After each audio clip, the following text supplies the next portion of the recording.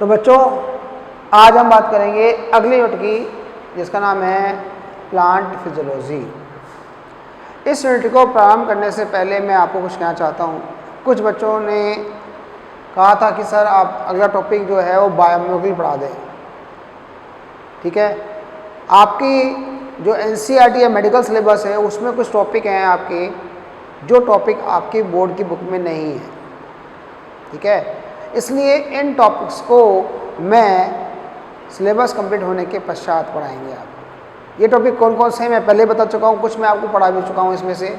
जैसे बायोमोलिक्यूल है, जिसमें हम लिपिड, कार्बोहाइड्रेट, प्रोटीन की स्ट्रक्चर पढ़ते हैं। दूसरा आपका इसमें 12th क्लास चैप्टर में आता है प्लांट ब्रीडिंग आता है, पादप प्रजनन वाला भाग आता है। तीसरा human welfare, microbes in human welfare, सूक्ष्म जीवों का मानव कल्याण में योगदान, ये एक चैप्टर है आपका। एक आपका एवोल्यूशन है, एवोल्यूशन मतलब पादप प्लांट एवोल्यूशन, ये चैप्टर भी है आपका, चैप्टर का पार्ट है एवोल्यूशन के अंदर आपके। तो ये कुछ टॉपिक हैं आपके जो आपके मेडिकल सिलेबस में हैं लेकिन आपकी राजस्थान बोर्ड की बुक में नहीं है। ठीक है, तो हम जो यहाँ पढ़ रहे हैं वो इन टॉपिकों को यहाँ नहीं पढ़ रहे हैं, इन टॉपिक को हम पढ़ेंगे मेडिकल पर्पज से पर सिलेबस होने के बाद। इनमें से कुछ टॉपिक मैं आपको पहले पढ़ा चुका हूँ, कुछ रिमेनिंग है जो हम बाद में पढ़ेंगे। क्लियर है? तो ये तो ही पहली बात। कुछ बच्चों ने कहा था सर आप इसके बाद टॉपिक क्या पढ़ाओगे, हमें प्रोटीन स्ट्रक्चर है बायो में पढ़ा दीजिए, 11th हमारी कवर हो जाएगी एनसीईआरटी। तो कोई बात नहीं है, क्योंकि ये आपके सिलेबस में एक टॉपिक जो 11th क्लास का वो 12th क्लास में है, और 12th क्लास जो टॉपिक था वो 11th क्लास में शिफ्ट हो गया। इकोलॉजी आपने 11th क्लास में पढ़ी है जो आपकी 12th एनसीईआरटी में है, और प्लांट फिजियोलॉजी जो आपके 11th क्लास के एनसीईआरटी में वो कहाँ है अब 12th क्लास में। क्लियर? पहली चीज़। अब आते हैं हम लोग आगे राजस्थान बोर्ड की बुक पे। राजस्थान बोर्ड की जो बुक है उसमें प्लांट फिजियोलॉजी को 2 यूनिट में बांटा गया है, पार्ट फर्स्ट और पार्ट सेकंड। ठीक है, कितने यूनिट में बांटा गया है? 5 यूनिट और 2 यूनिट के अंदर। तो आपके राजस्थान बोर्ड के अंदर जो बॉटनिकल सिलेबस है उसके 5 यूनिट्स हैं। पहली यूनिट आप पढ़ चुके रिप्रोडक्शन इन एंजियोस्पर्म्स, दूसरी यूनिट आपका है प्लांट फिजियोलॉजी फर्स्ट, तीसरी यूनिट भी आपकी कौन सी है प्लांट फिजियोलॉजी सेकंड, चौथी यूनिट आपकी है बायोटेक्नोलॉजी एंड एप्लीकेशन, और 5वीं यूनिट है आपकी इकोनॉमिक बॉटनी। ठीक है, मैं एक बात क्लियर कर देता हूँ आपको बच्चों, आपकी एक यूनिट जो है 12th क्लास में वो आपकी एनसीईआरटी बुक में नहीं है। आर्थिक महत्व के पादप या आर्थिक महत्व वो यूनिट हम पढ़ेंगे, वो बाद में पढ़ेंगे, बुक से ही पढ़ेंगे। ठीक है, परंतु जो यूनिट आपकी ये है आर्थिक महत्व, ये यूनिट आपके मेडिकल में नहीं है। क्लियर? पहले आरपीएमटी सिलेबस में थी परंतु अब ये मेडिकल में नहीं है। तो आपके 12th में एक यूनिट है जो आपके मेडिकल में नहीं है, और जो 4 टॉपिक मैंने बताया आपको अभी वो आपके मेडिकल में है परंतु आपकी बोर्ड की बुक में नहीं है। इसलिए कन्फ्यूजन की जरूरत नहीं है। हम जो पढ़ रहे हैं जैसा आपको पढ़ाया जा रहा है वैसे आप पढ़िए। आपकी बुक में ये जो यूनिट है प्लांट फिजियोलॉजी वो 2 पार्ट में डिवाइड की गई है, पार्ट फर्स्ट और पार्ट सेकंड। पहली यूनिट जो है वो 9 मार्क्स की है और सेकंड यूनिट कितने मार्क्स की है 5 मार्क्स की। तो राजस्थान बोर्ड में बोर्ड एग्जाम में जो क्वेश्चन पेपर आता है उसमें जो लॉन्ग क्वेश्चन आएगा 4 मार्क्स के जो क्वेश्चन आएंगे वो इसी यूनिट से आएंगे, वो है प्लांट फिजियोलॉजी फर्स्ट। क्लियर?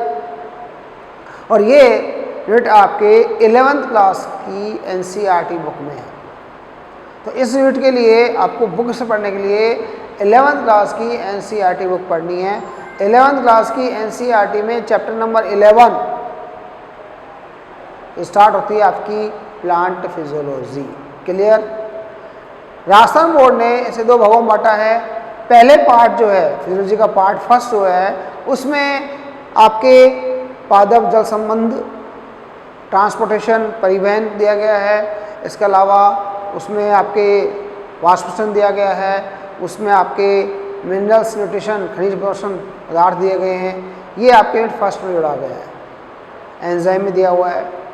और सेकेंड यूनिट में आपका प्रकाश संश्लेषण है, श्वसन है और पादप हार्मोन है, ये सेकेंड यूनिट में दिया गया है। ठीक है, तो पहले हम बात करेंगे प्लांट फिजियोलॉजी का फर्स्ट पार्ट। क्लियर? तो ये आपका यूनिट सेकंड है आपकी, और इसमें पार्ट कौन सी है? प्लांट फिजियोलॉजी के अंदर पार्ट कौन सा है? ये फर्स्ट पार्ट, फर्स्ट है बेटा। ठीक है, अब हम बात करते हैं कि फिजियोलॉजी होती क्या है। किसी भी जीव के अंदर होने वाली समस्त जैव रासायनिक क्रियाओं का जो अध्ययन किया जाता है वो कहलाता है आपका कार्यकी। इसको अगर हम बात करें शॉर्ट में हिंदी के अंदर बोले हैं तो फिजियोलॉजी को बोलते हैं बच्चों पादप कार्यकी। क्या बोलते हैं? पादप कार्यकी। ठीक है, कार्यकी क्या होती है? कार्य करने की क्षमता होती है कार्य की, कि एक जीव के शरीर में होने वाली समस्त क्रियाएं, अपचयी उपचयी कैटाबॉलिक और एनाबॉलिक क्रियाओं का जो अध्ययन होता है उन्हें बोलते हैं कार्य की। आप ऐसे भी कह सकते हो कि जीव में होने वाली समस्त जैव रासायनिक क्रियाओं का अध्ययन, क्रिया विधियों का अध्ययन जो होता है वो कहलाता है कार्य की कहलाता है। क्लियर है? एक तरीका। तो हम कैसे करते हैं? Study of the all biochemical reaction. Biochemical क्या होती है बेटों? जैव रासायनिक क्रियाएं। एक जीव में होने वाली समस्त जैव रासायनिक क्रियाओं का जो अध्ययन होता है वो क्या कहलाता है आपका? प्लांट फिजियोलॉजी, पादप कार्य की कहलाता है। ये क्रियाएं कौन सी होती हैं? Catabolic, anabolic. ठीक है, तो क्या कह सकते हैं? ये क्रियाएं कैसी होती हैं? ये क्रियाएं अपचयी और उपचयी, कह सकते हो एनाबॉलिक तथा वह कैटाबॉलिक होती हैं। कैसी हो सकती हैं? कैटाबॉलिक होती हैं। अपचयी और उपचयी दो प्रकार की क्रिया हो गई, ये क्रियाएं वो होती हैं। ठीक है, अब हम बात करते हैं यहाँ पे सेकंड नंबर पे एक दूसरी परिभाषा दी हुई है। वो परिभाषा क्या है? The study of the variation, vital activities and the metabolism. Variation, विभिन्नताएं जो होती हैं हमारे अंदर, जैसे किसी आदमी को पसीना बहुत ज़्यादा आता है, किसी आदमी को कम आता है। वेरिएकल जो चेंज होते हैं, वेरिएशन होती हैं। पत्तियाँ गर्मी अधिक पड़ने पर ट्रांसमिशन ज़्यादा करती हैं, गर्मी धूप कम होने पर ट्रांसमिशन कम करती हैं। सर्दी के मौसम में, गर्मी मौसम में चेंज होते हैं। वाइटल एक्टिविटीज़ होती है हमारी, जैविक क्रियाएं होती हैं और उपापचय क्रियाएं होती हैं, वो सारी कहलाती हैं फिजियोलॉजी के अंतर्गत आती हैं। क्लियर है? फिर हम बात करें कुछ हिस्ट्री के बच्चों, तो father of the plant physiology अगर हम बात करें तो ये वो फेमस नेम आप जानते हो, स्टीफन हेल्स। कौन थे? स्टीफन हेल्स को कहा जाता है फादर ऑफ प्लांट फिजियोलॉजी। दूसरे नंबर बात हैं father of the Indian plant physiology sir JC Bose, Jagdish Chandra Bose. Jagdish Chandra Bose भारतीय वैज्ञानिक हैं जिन्होंने पर्सिस्टेंस थ्योरी, स्पंदन सिद्धांत प्रतिपादित किया था। क्या था? स्पंदन सिद्धांत। इस सिद्धांत में क्या कहा गया था कि पौधे के अंदर भी धड़कन पाई जाती है, पल्स पाई जाती है। जैसे हमारी बॉडी के अंदर पल्स होती है, हमारा हार्ट धड़कता है, ठीक है, वैसे ही पौधे के अंदर भी पल्स पाई जाती है। और इन्होंने अपने प्रयोग को प्रूफ किया था, एक्सपेरिमेंटली प्रूफ किया था। तो इन्हें father of Indian plant physiology कहा जाता है। और इनके नाम से कलकत्ता में इंस्टीट्यूट बना हुआ है जिसका नाम है बोस इंस्टीट्यूट। इन्होंने भारत के अंदर एक इंस्टीट्यूट बनाया था जिसका नाम था जेसी बोस इंस्टीट्यूट, बोस इंस्टीट्यूट के नाम से इंस्टीट्यूट था। अब हम बात करते हैं आगे father of the experimental physiology, प्रयोगात्मक कार्य के जनक। एक्सपेरिमेंटल फिजियोलॉजी होता है प्रयोगात्मक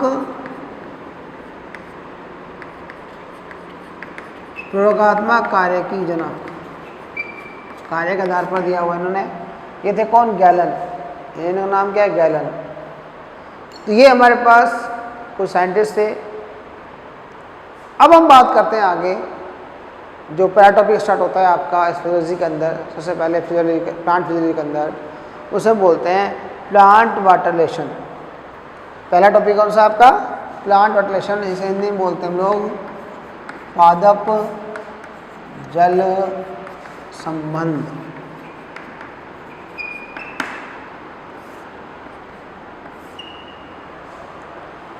पादप जल संबंध।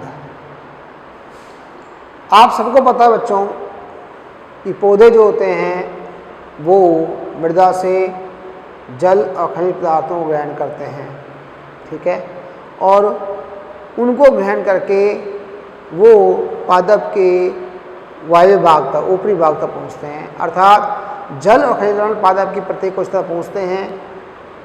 उनमें प्रकाशन क्रिया होती है, वायु भाग में पत्तियाँ होती हैं जो प्रकाशन क्रिया करती हैं। प्रकाशन क्रिया से भोजन बनता है, भोजन का परिवहन होता है।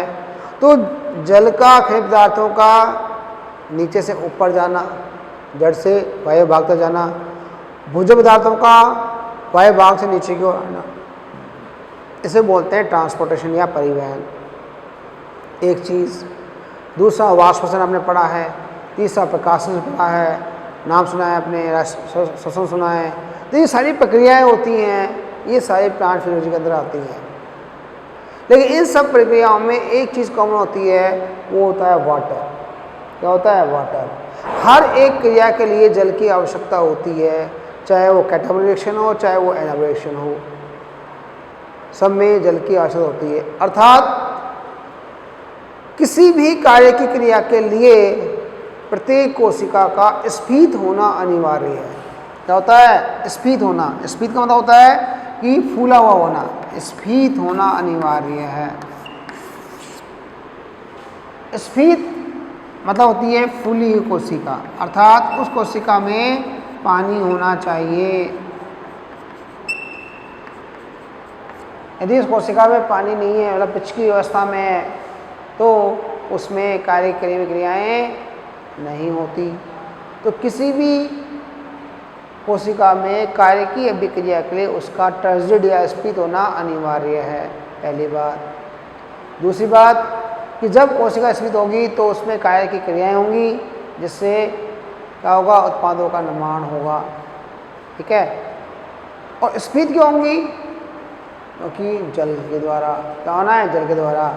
जब कोशिका में जल प्रवेश करता है तो वो फूल जाती हैं, इसे बोलते हैं स्फीत कोशिका। और जब जल बाहर निकल जाता है तो वो सिकुड़ जाती हैं, पतली जाती है, इसे बोलते हैं स्लथ कोशिका, ठीक है। क्या बोलते हैं? स्लथ कोशिका। तो इस पृथ्वी पे जितने भी जीव हैं उनमें समस्त क्रियाओं के लिए जो क्रिया होती हैं, कार्य की क्रिया होती हैं, कोई भी जीव छोटा या बड़ा, समस्त के लिए जल आवश्यक होता है, ठीक है। जल की मात्रा अलग हो सकती है, परंतु सबके लिए क्रियाओं के लिए जल आवश्यक होता है। जल ही जीवन है, आपने ये बात सुनी होगी। तो जल ही जीवन है, ये बात क्या कहते हैं? इसलिए कहते हैं कि अगर जल है तो आपकी बॉडी में क्रिया हो रही है, बायोकेमिकल रिएक्शन हो रही है। अगर जल नहीं है तो क्रियाएं होना बंद हो जाएगी, जैसे आप की मृत्यु हो जाएगी। आप खाना मत खाओ 10 दिन, क्या आपकी डेथ होगी? नहीं होगी। लेकिन आप पानी मत पियो 10 दिन, क्या जिंदा रहोगे? नहीं रहोगे। आपको पानी की आवश्यकता होती है, इसलिए कहा था जल ही जीवन है। और जल को ही जीवन का सुमित रस भी कहा जाता है। चलो कहा जाता है जीवन का सुमित रस कहा जाता है, क्योंकि जल की अनुपस्थिति में आपके शरीर की समस्त क्रियाएं रुक जाती हैं, ठीक है। तो काय की क्रियाओं के लिए कोशिकाओं का स्फीत होना, अर्थात उनमें जल होना, पाया जाना आवश्यक होता है। इसे हम ऐसे समझ सकते हैं कि एक मनुष्य, आप मुझे ले लीजिए, मेरा बॉडी में मैं पूछूं कि मेरी बॉडी में, मेरे शरीर में कितने % पानी है, तो आप सब जानते हो कि एक वयस्क मनुष्य के शरीर में लगभग 70% पानी होता है, उसके ड्राई वेट का या वेट वेट का। जल्दी बताओ, वेट वेट का, ड्राई वेट का? वेट वेट का। फ्रेश वेट का, एक्चुअली हम बोलते हैं फ्रेश वेट। तो बायोमास हमने पढ़ा है 11th क्लास में, उसको बोलते हैं ड्राई वेट का। क्या बोलते हैं? ड्राई वेट, शुष्क भार। हम यहाँ बात कर रहे हैं वेट वेट, फ्रेश वेट या वेट वेट, गीला भार। अगर मैं मेरी बॉडी की बात करूँ, मैं अगर मेरा वेट कराऊँ और मेरा वजन अगर 70 किलो है, मान लीजिए मेरा वजन 70 किलो है, तो मैं पूछूं आपसे, बताइए मेरी बॉडी में कितने % पानी है? तो सामान्यतः एक वयस्क मनुष्य जो होता है उसके शरीर के अंदर 70% वाटर होता है। इसमें हर सेल में लगभग 70% वाटर होता है। तो अब मेरे वेट का 70% कितना हो गया, लगभग 49 kg। तो मेरे शरीर में 49 kg क्या है, केवल वाटर है। बात समझ में आ गई। ऐसे ही अगर जो प्लांट होते हैं उन प्लांट्स के अंदर लगभग 80 से 95% तक वाटर होता है प्रत्येक सेल में। प्लांट का जो फ्रेश वेट होता है, गीला भाग जिसे कहते हैं, वेट वेट कहते हैं, उसमें लगभग प्रत्येक सेल में हम बात करें उस वेट के अंदर तो उसका 80 से 90% क्या होता है, वाटर होता है। और जलीय जीवों में तो इसका वेटर का 95% तक हो सकता है। कितना होता है, 95% हो सकता है। तो आपने देखा होगा अगर एक मेरे पास पौधा नीम का है, उसकी मैंने लकड़ी तोड़ी, लकड़ी का वेट होता है, उसको तोलें गीले को और लकड़ी सूख जाए तब उसका वजन करें तो वजन में बहुत बड़ा डिफरेंस आता है। पहले जिस लकड़ी का वजन, गीली लकड़ी का वजन 10 किलो था, सूखने पर लकड़ी का वजन 2-2.5 किलो ही आता है आपका। इसका मतलब क्या हुआ कि 80% से जो पानी था वो पानी क्या हो गया, वो हो गया, चला गया, उड़ गया, कैसे ही मान लो आप।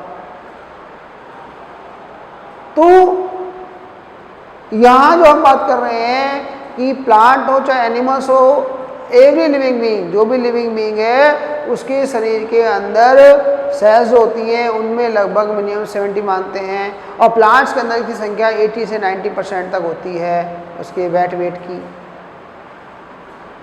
और ये वेट ही क्या करता है आपका, वेट मतलब वाटर होता है। और ये जो वाटर होता है बॉडी के अंदर, यही क्या करता है, रिएक्शंस करते हैं, यही सेल्स को एक्टिव करता है, इसका रिएक्शंस होती हैं। बात समझ में आ गई। तो इसलिए हमारे लिए फिजियोलॉजी पढ़ते हैं कि सारी कार्य की क्रियाएं जो होती हैं वो कहाँ होती है, स्फीत कोशिका में होती है। स्फीत कोशिका मतलब जिसमें पानी होता है, जो टर्जिड होती है, फूली हुई होती है, उसमें क्रियाएं होती हैं। तो उसमें पानी कहाँ से आया, उसमें पानी कैसे लिया, पानी कैसे मिट्टी से कैसे अवशोषित किया गया, कोशिका में कैसे आया, इनकी घटनाओं के बारे में पढ़ते हैं हम लोग। इसे बोलते हैं प्लांट वाटर रिलेशनशिप या बोलते हैं पादप जल संबंध, जिसके अंदर आपका विसरण भी आता है, परासरण भी आता है, अधिशोषण भी आता है। ये घटनाएं सुनी होंगी, नाम सुने हैं आपने बच्चों, विसरण सुना है आपने, परासरण सुना है, अधिशोषण सुना है, ठीक है, मूल द्वारा जल का अवशोषण सुना है। ये चीज़ें इसके अंतर्गत आती हैं कि पादप में जो कोशिका है वो और जल, उनमें आपस में क्या संबंध है, एक कोशिका दूसरी कोशिका में जल कैसे जाता है, ठीक है। इन चीज़ों को हम बात करते हैं, अध्ययन करते हैं किसमें, प्लांट वाटर रिलेशनशिप में। बात समझ आ गई। अब यहाँ में लिखा हुआ है the plant grow in the soil, पादप मृदा में उगते हैं, and absorb the water and minerals, और मृदा से करते हैं जल और खनिज पदार्थों को ग्रहण करते हैं, ठीक है। तो पादप, सभी पादप मृदा में उगते हैं, ठीक है, अपवाद छोड़ दो। और ये मृदा से जल और खनिज पदार्थों को ग्रहण करते हैं। और क्या करते हैं, किसके माध्यम करते हैं, रूट हेयर के माध्यम से, मूल रोम द्वारा, ठीक है। तो मूल रोम द्वारा मृदा से जल और खनिज पदार्थों को ग्रहण करते हैं। दूसरा, water is the most important for the plant, जल जो होता है बहुत ही इम्पोर्टेंट होता है पादपों के लिए। It form the 80 to 90% of the weight. तो किसी पादप का जो 80 से 90% वजन होता है, वेट होता है, फ्रेश वेट, वो क्या होता है आपका, वाटर बेस होता है, ठीक है। फिर all the physical process are the occur in the turgid cell, सभी कार्य की अभिक्रियाएँ स्फीत कोशिका में होती है। और कोशिका की स्फीति बनाने के लिए क्या होता है, जल आवश्यक होता है, ठीक है। अब ये संबंध कौन कौन से हैं, कैसे कैसे हैं, उनको हम आगे से विस्तार से पढ़ेंगे। तो बच्चों, हम बात कर रहे थे पादप जल संबंध की। मैंने आपको बताया था कि पादप जो होता है वो कार्य की अभिक्रिया के लिए आवश्यक होता है। हमारे शरीर में या किसी भी जीव के शरीर में जितनी भी क्रियाएं होती हैं उन सब के लिए जल आवश्यक होता है। इसलिए जल को जीवन का सुविध रस भी कहा जाता है। क्लियर। अब हम बात कर रहे हैं कि पादप जल संबंध क्या होता है, सिंपल सा है कि पादप जल संबंध क्या होता है। तो उसकी हम बात करें तो यहाँ एक बुक में, आपकी जो बुक है एनसीईआरटी, उसमें एक डेफिनेशन लिखी हुई है कि the method of the technique by which the plant cell हमारे पास जो पादप कोशिका है उनमें पानी को ग्रहण करने की जो तकनीक होती है, ठीक है, पादप कोशिकाओं द्वारा जल को ग्रहण करने की जो तकनीक होती है वो हम लोग बात करते हैं पादप जल संबंध के अंतर्गत। आप लोगों ने नाम सुने होंगे, विसरण सुना होगा, परासरण सुना होगा, आप लोगों ने अधिशोषण नाम सुना होगा, जाइलम द्वारा परिवहन होता है, फ्लोएम द्वारा परिवहन होता है। तो ये जो चीज़ें आपने पढ़ी हैं कि एक कोशिका जल को कैसे ग्रहण करती है, मूल रॉ मिट्टी से जल को कैसे ग्रहण करते हैं और किस प्रकार रिएक्शन करते हैं। तो पादप कोशिकाओं द्वारा जल को ग्रहण करने की जो विधियां होती हैं उन विधियों का अध्ययन ही हम बोलते हैं पादप जल संबंध। क्लियर, पहली बात। फिर आते हैं हम लोग कि जल क्या है। तो एसेंशियल फॉर द लाइफ, जल क्या है, एसेंशियल फॉर द लाइफ। आपको पता है, मैंने कहा जीवन का सुवित रस, जल क्या है, जल ही जीवन है। आपने बच्चों पढ़ा है, ये बचपन से पढ़ते आते हैं कि जल ही जीवन है। एक आपने पढ़ा है, दूसरा जल जीवन का सुवित रस है, जीवन का सुरभित रस है। और तीसरा हम लोग पढ़ते हैं कि जल है तो कल है। आपने बहुत सी जगह पढ़े होंगे, नारे पढ़े होंगे आपने, इस टाइप से है, लेकिन ये बात सत्य है, जल ही जीवन है। अगर जल नहीं होगा तो हमारी कोशिकाएं क्रियाशील नहीं होंगी, तो हम लोग जीवित नहीं रह पाएंगे, पहली बात। दूसरा, जल जीवन का सुवित रस है। इसका मतलब होता है कि जो जल होता है हमारे शरीर के अंदर वो कोशिकाओं में आवश्यक होता है। जल है तो कल है। अगर हम हैं, हम कैसे हैं, जल के ऊपर डिपेंड है, लेकिन अगर जल ही नहीं होगा तो हम क्या हो जाएंगे, मृत्यु को प्राप्त हो जाएंगे। हम खाना खाए बिना रह सकते हैं, बिना भोजन रह सकते हैं कुछ दिनों तक, परंतु जल के बिना हम लोग जीवित नहीं रह सकते, इसलिए जल आवश्यक होता है, ठीक है। अब हम बात करते हैं यहाँ पर कि जल जो होता है उसको यूनिवर्सल सॉल्वेंट, हिंदी में कहते हैं सार्वत्रिक विलायक कहा जाता है, सार्वत्रिक विलायक कहा जाता है। तो यूनिवर्सल सॉल्वेंट क्यों कहा जाता है, उसकी फिजिकल और केमिकल प्रॉपर्टी के आधार पर जल को सार्वत्रिक विलायक कहा जाता है, उसकी भौतिक और रासायनिक संरचना के आधार पर कहा जाता है। तो ये भौतिक और रासायनिक संरचनाएं क्या होती हैं और क्या क्या लक्षण होते हैं, हम बात करते हैं। तो आप लोगों ने सुना होगा ये जो चीज़ें हैं, जल जो होते हैं उनमें ये लक्षण पाए जाते हैं। किसके लिए, सार्वत्रिक विलायक के लिए। ये लक्षण कौन कौन से हैं, पहला आता है ध्रुवता, इसको आप जानते हो अच्छी तरह से, ध्रुवता क्या होती है, पोलैरिटी। दूसरा नंबर पर आता है उदासीन पीएच, उदासीन पीएच कहते हैं हम लोग, न्यूट्रल पीएच होती है, जो नेचुरल पीएच होती है। तीसरे नंबर होते हैं एच बॉन्ड का पाया जाना, हाइड्रोजन बॉन्ड का पाया जाना। हाई डेंसिटी, उच्च घनत्व, हाई डेंसिटी क्या होता है, उच्च घनत्व होता है, उच्च घनत्व होता है, 4 डिग्री के ऊपर उच्च घनत्व पाया जाता है। कलरलेस, रंगहीन, जो प्योर जल होता है वो कैसा होता है बच्चों, रंगहीन होता है, उसमें कलर नहीं होता। पानी जो हम पीते हैं इसमें कलर होता है क्या, नहीं होता, तो कलरलेस होता है। हाई कंडेंसेशन और एडिशन फोर्स, इन्हें बोलते हैं सहसंजन और आसंजन बल, सहसंजन व आसंजन बल।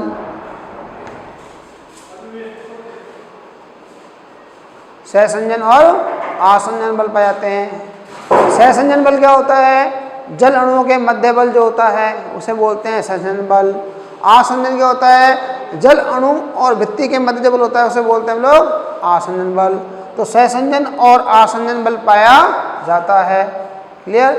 अब हम बात करें कि सहसंजन क्या होगा, तो आप लोगों ने बच्चों देखा होगा जब हम पानी पीते हैं ग्लास से, तो पानी पीने पे क्या होता है, पूरा पानी पी लेते हैं परंतु कुछ बूंदें पानी की चिपकी रहती हैं ग्लास के ऊपर, चिपकी रहती ना, ठीक है। तो ये कौन सा हुआ? आसंजन। और जल और जल अणुओं के मध्य, दो जल अणुओं के मध्य आपस में जो आकर्षण बल होता है उसे हम क्या बोलते हैं? सहसंजन बल। तो जल में, पानी के अंदर सहसंजन और आसंजन बल दोनों ही हाई होते हैं, उच्च होते हैं, ठीक है। इसलिए वो अधिक मात्रा में प्रेशर उत्पन्न करते हैं, ठीक है। जल जो होता है वो सभी अवस्थाओं में पाया जाता है। सभी अवस्थाओं का मतलब सॉलिड, लिक्विड और गैस, ये सभी अवस्थाओं में पाया जाता है। ये ठोस में भी होता है, द्रव में भी होता है और गैस में भी होता है। पहले हम बात करें ठोस की, तो ठोस होता है उसमें आपका आता है बर्फ, बर्फ जो जमती है ठोस होता है। दूसरा होता है लिक्विड, तरल आता है, इसमें पानी आता है, जल कहते हैं हम लोग। गैस, इसमें आती है वाष्प। तो जल जो होता है वो तीनों प्रकार की अवस्थाओं में, ठोस, द्रव और गैस में पाया जाता है। बर्फ ठोस में हो गई, पानी जो हम पीते हैं वो लिक्विड में हो गया, और तीसरा हमारे पास कौन सा? गैस, भाप, वेपर जो होती है, भाप जो होती है गैस में पाई जाती है। It contain the high specific heat, आपने पढ़ा हुआ है कि जल की अपनी विशिष्ट गुप्त उष्मा होती है, विशिष्ट गुप्त उष्मा, स्पेसिफिक हीट होती है, विशिष्ट उष्मा होती है, गुप्त उष्मा होती है, ये जल में पाई जाती है, ठीक है। जल में हाई मेल्टिंग पॉइंट और बॉइलिंग पॉइंट, उच्च क्वथनांक और गलनांक बिंदु। क्वथनांक 100 डिग्री होता है, गलनांक 0 डिग्री होता है। तो हाई मेल्टिंग पॉइंट और बॉइलिंग पॉइंट पाया जाता है, MP मेल्टिंग पॉइंट और BP माना बॉइलिंग पॉइंट पाया जाता है, ठीक है। फिर आते हैं रोल ऑफ वाटर, कि जल की क्या क्या महत्ता है, एक कोशिका के अंदर जल की क्या क्या महत्ता है उसकी बात करें। तो हमारे पास जो जल है उसको सामान्य हम रिप्रेजेंट करते हैं H2O से। किससे करते हैं? H2O। और इनके मध्य 105 डिग्री लगभग कोण पाया जाता है। जल हमारे पास प्रोटोप्लाज्म घटक होता है। प्रोटोप्लाज्म का मतलब क्या हुआ? जल जो होता है वो प्रोटोप्लाज्म का घटक होता है। घटक मतलब हुआ कि जीवद्रव्य का घटक होता है। जल जो होता है हमारे पास स्थानांतरण का माध्यम, स्थानांतरण मतलब ट्रांसपोर्ट, स्थानांतरण का माध्यम होता है। स्टोमेटा ओपनिंग क्लोजिंग आपने पढ़ा होगा, रंध्र खुलना और बंद होना। रंध्र के खुलने और बंद होने के लिए भी क्या होता है हमारे पास आवश्यक होता है क्या? जल। जब द्वार कोशिकाओं में पानी प्रवेश करता है तो द्वार कोशिकाएं फूल जाती हैं और रंध्र खुल जाता है, और जब द्वार कोशिकाओं से पानी बाहर निकल जाता है, जल, द्वार कोशिकाएं स्रोत हो जाती है, सिकुड़ जाती हैं और रंध्र बंद हो जाते हैं, ठीक है। तो रंध्रों के खुलना और बंद होना इस पर डिपेंड करता है। जल जो होता है वो पदार्थों का, कार्बनिक पदार्थों का आयनीकरण करता है, उनका जल अपघटन कर देता है। आपने पढ़ा होगा बहुत सारी क्रिया होती है, हाइड्रोलिक क्रिया होती हैं जहाँ जल की उपस्थिति में मॉलिक्यूल टूट जाते हैं, उनका आयनीकरण हो जाता है। छोटे पौधे, जंतु, जो जीव छोटे होते हैं, जंतु छोटे होते हैं, निम्न वर्गीय जीव होते हैं, चाहे वो पादप हो या जंतु होते हैं, वो अपना जीवन चक्र जल में ही पूर्ण करते हैं। अर्थात उनके जीवन चक्र के लिए जल आवश्यक होता है। पादप की बात करूँ तो सवाल है, ब्रायोफाइट्स है, इनमें जीवन चक्र के लिए जल आवश्यक है, क्योंकि इनमें जो पुमणु एंथोजोइड का मूवमेंट होता है, डिस्जन जो प्रक्रिया होती है जल की उपस्थिति में ही होती है। टेरिडोफाइट्स में भी डिस्जन जल की उपस्थिति में ही होता है। और एक्वाटिक एनिमल्स और एक्वाटिक प्लांट, जलीय पादप और जलीय जंतु, वो भी अपना जीवन चक्र जल के बिना पूरा नहीं कर सकते हैं, तो उनके जीवन चक्र के लिए भी क्या होता है? जल आवश्यक होता है। तो ये जो बातें मैंने आपको बताई जल के बारे में, वाटर के बारे में, इसकी प्रॉपर्टीज़ के बारे में, ये आपकी NCERT में मेंशन नहीं है बच्चों। ये आपकी एनसीईआरटी के अंदर मेंशन नहीं है। ये मैंने सिर्फ आपको इसलिए बताई है, ये पॉइंट मैंने सिर्फ आपको इसलिए बताए हैं ताकि आपको पता रहे कि जल की प्रॉपर्टी क्या होती हैं और वो किस प्रकार से फंक्शन करता है, क्योंकि ये पॉइंट्स हमें बीच बीच में आगे काम आते रहेंगे, इसलिए मैंने आपको पहले एक बार इनको पूरा एक्सप्लेन कर दिया। ठीक है, अब हम बात करते हैं आगे transport of water in plant. आपकी जो एनसीईआरटी बुक है उसमें जो स्टार्टिंग है चैप्टर की, वो चैप्टर की हेडिंग यही है, पादपों में परिवहन। चैप्टर नंबर जो 11 है आपका एनसीईआरटी में, उसकी हेडिंग यही है, पादपों में परिवहन। ठीक है, तो हम जो बात कर रहे हैं, जो चैप्टर शुरू होगा आपका वो यहाँ से होता है 11 पादपों में परिवहन। तो हमने बात किया पादपों में परिवहन मतलब जल का परिवहन कैसे होता है। तो यहाँ एक सेंटेंस लिखा हुआ है बच्चों जो आपकी एनसीईआरटी के अंदर है, और इस साल 2018 जो है मेडिकल का उसका क्वेश्चन है ये 2018 का, कि मूवमेंट जो होता है वो किस किस सब्सटेंस का होता है एक पादप के अंदर। हम पुष्पी पादप की बात करें, एक पुष्पी पादप में जो मूवमेंट होता है वो किन किन सब्सटेंस का हो सकता है, बताइए। मतलब एक पौधे के अंदर जो पुष्पी पादप है, आवृतबीजी पादप है, उसमें किन किन चीज़ों का मूवमेंट होता है। तो जल का परिवहन होता है, मूवमेंट मतलब परिवहन होता है। तो जल का परिवहन होता है बच्चों, एक पानी जाता है, रूट से ऊपर जाता है। दूसरा मिनरल्स का, खनिज पदार्थों का परिवहन होता है। तीसरा हमारे पास आता है ऑर्गेनिक मैटर, पत्तियाँ प्रकाश संश्लेषण में भोजन बनाती हैं, तो भोजन कहाँ आता है, नीचे जाके जड़ों में इकट्ठा हो जाता है, तो पत्तियों द्वारा भोजन का परिवहन होता है। तो क्या होगा, भोजन का परिवहन होता है। भोजन को हम बोलते हैं ऑर्गेनिक मैटर। क्या बोलते हैं, ऑर्गेनिक मैटर, क्योंकि वो ग्लूकोज या सुक्रोज फॉर्म में होता है, इसलिए बोलते हैं ऑर्गेनिक मैटर। चौथा एमाइड्स, लेग्यूम्स प्लांट जो होते हैं उनमें एमिनो एसिड जो होते हैं नाइट्रोजन फिक्सेशन द्वारा, नाइट्रोजन स्थिरीकरण द्वारा एमाइड्स का निर्माण होता है। उन एमाइड्स का मूवमेंट भी जाइलम के द्वारा होता है, उनका स्थानांतरण होता है। प्लांट ग्रोथ रेगुलेटर्स, पादप हार्मोन जो पढ़ते हैं, पादप वृद्धि नियामक जिन्हें हम कहते हैं, पादप हार्मोन होते हैं, उनका भी मूवमेंट होता है। ठीक है, कैसे होते हैं कि वो बनते एक जगह हार्मोन और काम कहाँ करते हैं, दूसरी जगह। हार्मोन की परिभाषा करते हैं हम लोग कि ऐसे पदार्थ जिनका निर्माण एक स्थान पर होता है परंतु कार्यस्थल दूसरा होता है। तो वो गए कैसे, मूवमेंट से गए। तो इन सब का मूवमेंट होता है, और इन सब के मूवमेंट के लिए जल आवश्यक होता है। बात समझ आ गई। तो कौन से मूवमेंट करते हैं, वाटर मूवमेंट करता है, मिनरल्स करते हैं, एमाइड्स करते हैं, ऑर्गेनिक मैटर करता है, और हार्मोन्स भी मूवमेंट करते हैं। तो ये सारे मूवमेंट सेल टू सेल, एक कोशिका दूसरी कोशिका में, या पादप के एक भाग से दूसरे भाग की ओर गमन करते हैं। क्लियर है। तो इन पदार्थों के, सब्सटेंस के मूवमेंट के आधार पर पादप में मूवमेंट दो भागों में बांटा गया है। तो हमारे पास यहाँ पर दो प्रकार के ट्रांसपोर्टेशन होते हैं, अर्थात दो प्रकार के परिवहन हो सकते हैं हमारे पास। ट्रांसपोर्ट मतलब परिवहन, दो प्रकार के परिवहन हो सकते हैं। पहला होता है शॉर्ट डिस्टेंस, इसे बोलते हैं छोटी दूरी तक, छोटी दूरी या कम दूरी, कम बोल सकते हो, कम दूरी या छोटी दूरी तक जो मूवमेंट होता है। इसे मैं मेरी भाषा में कहूँ बहुत सिंपल सा इसे बोलता हूँ सेल टू सेल मूवमेंट। छोटी दूरी मतलब हुआ सेल टू सेल मूवमेंट, एक कोशिका से दूसरी पड़ोसी कोशिका मूवमेंट।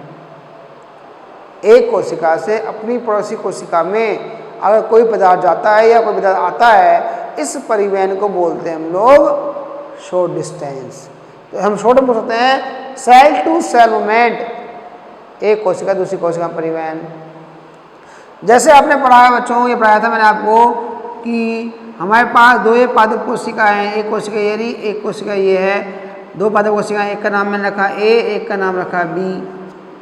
तो पानी है खनिज पदार्थ, किसी का भी मूवमेंट, पदार्थ का मूवमेंट इधर हो रहा है या इधर से इधर हो रहा है, ए से बी में हो रहा है या बी से ए में हो रहा है, तो मूवमेंट हो रहा है, तो ये क्या कहलाएगा, शॉर्ट डिस्टेंस मूवमेंट, एक सेल से दूसरी कोशिका में। तो ये किसके द्वारा होता है, प्लाज्मोडेस्माटा। किसके द्वारा होता है, प्लाज्मोडेस्माटा। पढ़ा ना आपने, कि एक कोशिका से दूसरी कोशिका के मध्य कुछ तंतुमय संरचनाएं पाई जाती हैं जहाँ पर कोशिका भित्ति नहीं बनती है, उन संरचनाओं को बोलते हैं प्लाज्मोडेस्माटा कनेक्शन। और इससे एक कोशिका से पदार्थों का दूसरी कोशिका में, दूसरी कोशिका पदार्थ प्रथम कोशिका में परिवहन करता है। इसे हम बोलते हैं कम दूरी का परिवहन। और इस कम दूरी के परिवहन के बहुत सारे एग्जाम्पल होते हैं, जिनमें से कुछ मुख्य है जिसमें हम जानते हैं विसरण। आपने नाम पढ़ा बच्चों, विसरण सुना होगा। दूसरा परासरण, दूसरा एग्जाम्पल आता है परासरण। और तीसरा आता है आपका अधिशोषण। अधिशोषण, ये तीनों एग्जाम्पल जो होते हैं बच्चों, ये आपके इसमें आते हैं शॉर्ट डिस्टेंस में। शॉर्ट डिस्टेंस मतलब एक से दूसरी कोशिका में, पड़ोसी कोशिका में पदार्थों का परिवहन होना। क्लियर। दूसरा आता है लंबी दूरी का परिवहन। लंबी दूरी परिवहन,